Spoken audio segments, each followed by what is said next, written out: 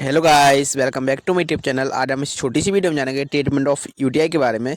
UTI मतलब urinary tract infection. देखिए, urethritis, when urethra infected it is known as urethritis, है ना। कि जब यूरिथ्रा में संक्रमण हो तो उसे यूरिथ्राइटिस कहते हैं। यूरिथ्रा देखिए, जो यूरिनरी ब्लैडर होता है, यूरिनरी ब्लैडर से एक ट्रैक्ट बाहर निकलते हैं, इससे यूरिन जो है ह्यूमन बॉडी से आउटपुट होता है, उसे यूरिथ्रा बोलते हैं ना। And cystitis, when bladder is infected it is known as cystitis। देखिए, जब यूरिनरी ब्लैडर इन्फेक्टेड हो जाता है ना, जो यूरिनरी ब्लैडर होता है उसमें संक्रमण हो जाता है, इन्फेक्टेड हो जाता है, तो इसको सिस्टाइटिस बोलते हैं। एंड पायलोनेफ्राइटिस, है ना, when kidney infected it is known as pyelonephritis. देखिए, जब जो किडनी होती है, अपर पार्ट में दो किडनी होती हैं, एंड किडनियों में जब इन्फेक्शन हो जाता है तो उस कंडीशन में उसको पायलोनेफ्राइटिस बोलते हैं ना। एंड देखिए, जो यूरिथ्रा होता है, यूरिथ्रा से जो यूरिन आउटपुट होता है, एंड यूरिनरी ब्लैडर में जो है यूरिन स्टोर रहता है ना। एंड वेजाइनिटिस, देखिए, when vagina is infected it is known as vaginitis. देखिए, वेजाइनिटिस होता है जो ओनली फीमेल्स में होती है ना। वेजाइना में इन्फेक्शन हो जाता है, इचिंग होती है, खुजली होती है, एंड इन्फेक्टेड हो जाती है, तो उस कंडीशन में जो है वेजाइनिटिस बोलते हैं उसको। एंड चलिए बात करते हैं पेरोटाइटिस के बारे में। देखिए, when prostate gland infected it is called पेरोटाइटिस, है ना। जब देखिए ये प्रोस्टेट ग्लैंड होती हैं, प्रोस्टेट ग्लैंड ओनली मेल्स में पाए जाते हैं ना। एंड जब प्रोस्टेट ग्लैंड में इन्फेक्शन हो जाता है तो उस कंडीशन में उसको पेरोटाइटिस बोलते हैं ना। यह इन्फेक्शन ओनली मेल्स में होता है। एंड वेजाइनिटिस होता है, वेजाइनिटिस ओनली फीमेल में होता है। एंड चलिए बात करते हैं सिम्टम्स के बारे में कि पेन एंड यूरिनेशन, है ना। देखिए, जब पेशेंट यूरिन आउटपुट करता है, यूरिन त्यागता है, मूत्र त्यागता है, तो उस कंडीशन में उसको काफ़ी जलन होने लगती है ना, दर्द होता है। एंड बर्निंग एंड यूरिनरी, जब यूरिन आउटपुट होता है, यूरिन में जलन होने लगती है ना, बाथरूम में करता है पेशेंट, जब उस कंडीशन में उसको काफ़ी जलन होती है, दर्द होता है। पेन इन पेल्विक एरिया, देखिए जो निचला एरिया होता है, पेल्विक एरिया में दर्द होता है ना। एंड वीकनेस, जब देखिए पेशेंट को यूटाई हो जाता है तो उस कंडीशन में पेशेंट ज़्यादा जो है डिहाइड्रेशन में चला जाता है, एंड वीकनेस, कमजोरी आ जाती है उस कंडीशन में। एंड नोजिया, वॉमिटिंग, जी घबराता है, उल्टी होती है, जी मचलाता है, ये सारे जो है सिम्टम्स देखने को मिलते हैं पेशेंट में, यूटीआई वाले पेशेंट में ना। And dark colour of urine, देखिए जो यूरिन निकलता है, यूरिन आउटपुट करता है, तो यूरिन का कलर देखिए देख सकते हैं ना। एंड थोड़ा सा डार्क रहता है। एंड ब्लड इन यूरिन, देखिए कभी कभार ब्लड भी यूरिन में आ जाता है, क्योंकि देखिए प्रोस्टेट ग्लैंड में जब इन्फेक्शन हो जाता है तो उस कंडीशन में जो है ब्लड भी आने लगता है। एंड पस इन यूरिन, देखिए पस भी आता है ना, यूरिन में ब्लड भी आ सकता है, कभी कभार पस भी आ सकती है। एंड फीवर, कभी कभार पेशेंट को हल्का बुखार भी देखने को मिल सकता है, माइल्ड फीवर भी जो है देखने को मिल सकता है ना। ये सारे जो है सिम्टम्स हैं, यूटीआई वाले पेशेंट में सिम्टम देखने को मिलते हैं। एंड चलिए बात करते हैं यूटीआई की कॉजेस के बारे में। देखिए, due to dehydration, decrease water level, and bacteria does not flush out, it is causing UTI. देखिए, जब डिहाइड्रेशन वाली कंडीशन हो जाती है, पेशेंट के पेट में या शरीर में जो है पानी की कमी हो जाती है ना, यूरिन सिक्रेशन ज़्यादा नहीं हो पाता है, या पेशेंट ज़्यादा मूत्र त्याग नहीं कर पाता, तो उस कंडीशन में जो है बैक्टीरिया सही से बाहर नहीं निकल पाते हैं, एंड यूटीआई वाली कंडीशन जो है देखने को मिलती है। यूटीआई वाली जो है समस्या बैक्टीरिया के द्वारा बन जाती है। And due to kidney stone and blocks the tract of urine and stop urinations which can using UTI. देखिए, जब किसी के पेशेंट में किडनी होती है, किडनी में स्टोन हो जाती है, पथरी हो जाती है, ये आम समस्या है, बहुत सारे पेशेंटों में ये देखने को मिलती है ना। पथरी की कार जो है, ये जो यूरिनेशन की ट्रैक्ट होती है उसको जो ब्लॉक कर देती हैं, जो स्टोन होती हैं, एंड जो है यूरिन आउटपुट नहीं हो पाता, बाहर नहीं निकल पाता है, तो उस कंडीशन में जो है यूटीआई वाली कंडीशन हो जाती है, यूटीआई डिसीज हो जाता है। एंड चलिए बात करते हैं मोस्ट कॉसेस के बारे में। देखिए, ई कोलाई बैक्टीरिया के कारण भी यूटीआई होने के बहुत ज़्यादा चांसेस रहते हैं, है ना। एंड अनहाइजीन, देखिए बहुत सारे जो पेशेंट रहते हैं, लोग रहते हैं जो अनहाइजीन रहते हैं, साफ सफाई का ध्यान नहीं रख पाते हैं, तो उस कंडीशन में जो है यूटीआई होने के बहुत ज़्यादा चांसेस रहते हैं। एंड यूज पब्लिक टॉयलेट, देखिए कोई ऐसे बहुत सारे लोग रहते हैं जो लंबे समय तक पब्लिक टॉयलेट यूज करते हैं, ठीक है। पब्लिक टॉयलेट बहुत ज़्यादा गंदे होते हैं ना, इस वजह से यूटीआई होने के चांसेस बहुत ज़्यादा रहते हैं। एंड हिस्ट्री ऑफ यूटीआई, देखिए हिस्ट्री ऑफ यूटीआई का मतलब होता है कि यार यूटीआई पेशेंट वाला कोई पेशेंट है ना, उसको लंबे समय तक यूटीआई रहा हो पहले, या फिर से जो है इसके सिम्टम देखने को मिलते हैं। एंड रेडिएशन ट्रीटमेंट, देखिए किसी पेशेंट का रेडिएशन थेरेपी हुई हो, है ना, तो उस कंडीशन में जो है यूटीआई होने के चांसेस बहुत ज़्यादा रहते हैं, यूटीआई डिसीज हो जाता है। And long time use catheter. देखिए जैसे किसी पेशेंट का पैर टूट गया या कोई पेशेंट लंबे समय तक, महीनों तक बेड पर पड़ा रहा है ना, एंड लंबे समय तक कैथेटर जो है यूज किया उसने, तो उस कंडीशन में जो है यूटीआई होने के चांसेस रहते हैं।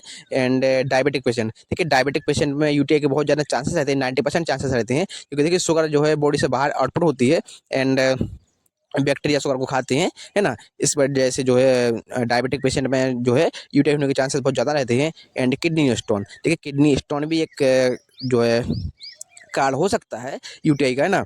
एंड देखिए डायग्नोसिस की बात की जाए, देखिए पहले पेशेंट के ट्रीटमेंट से पहले डायग्नोसिस बनाना पड़ता है ना। मेडिकल हिस्ट्री जाननी पड़ती है पेशेंट की, कोई पेशेंट को पहले कभी यूटीआई हुआ है ना। एंड या वापस लौट के तो नहीं आ गया, या फिजिकल एग्जामिनेशन आप पेशेंट का जान सकते हैं, है ना। सिम्टम्स डायग्नोसिस कर सकते हैं ना, डायग्नोसिस कर सकते हैं पेशेंट का, कि देखिए कौन कौन से सिम्टम्स पेशेंट को अभी इस जो पेशेंट में देखने को मिल रहे हैं। एंड अल्ट्रासाउंड या सोनोग्राफी करा सकते हैं, इससे आपको इन्फेक्शन का पता चल जाएगा, किस जगह पे इन्फेक्शन है, यूरिनरी ब्लैडर में है, यूरेथ्रा में है ना, कहाँ किडनी में इन्फेक्शन है, कहाँ इन्फेक्शन है।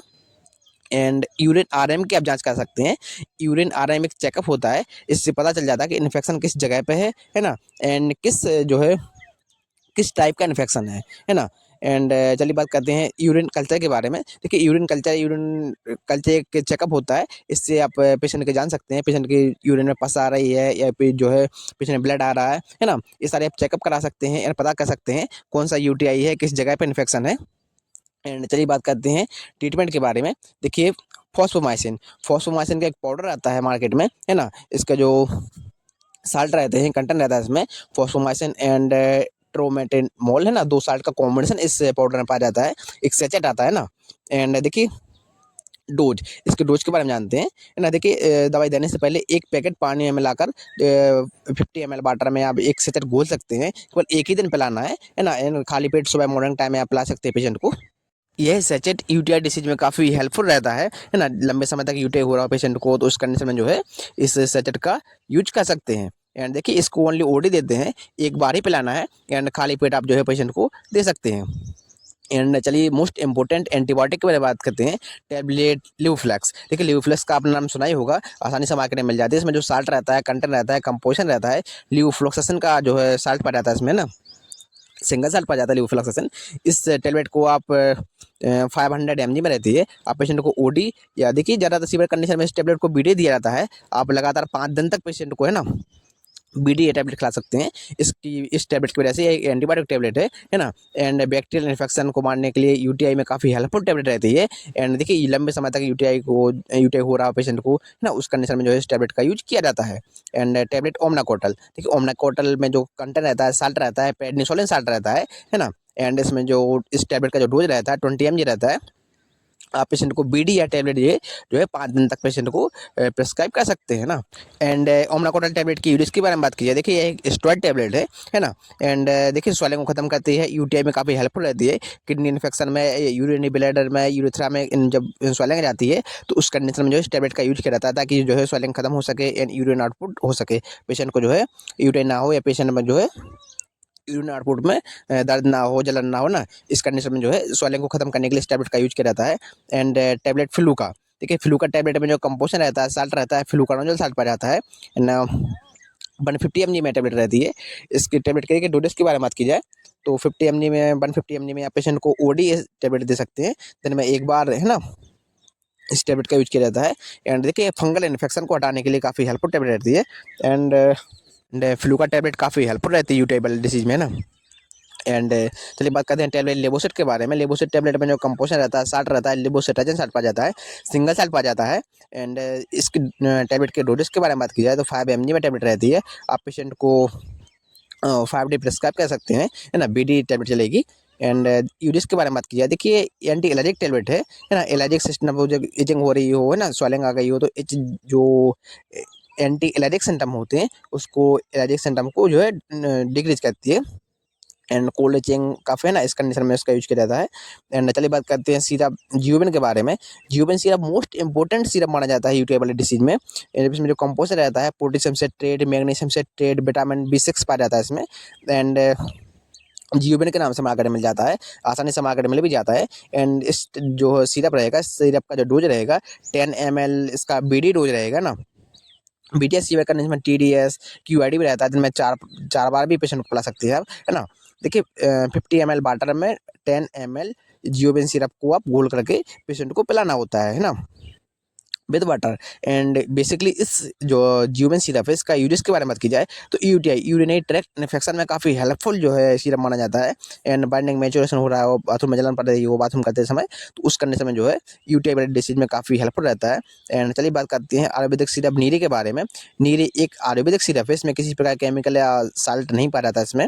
इस जो सिरप के डोजेज के बारे में बात की जाए तो 5 ml बीडी पेशेंट को आप प्रेस्क्राइब कर सकते हैं, है ना, दिन में 2 बार दे सकते हैं।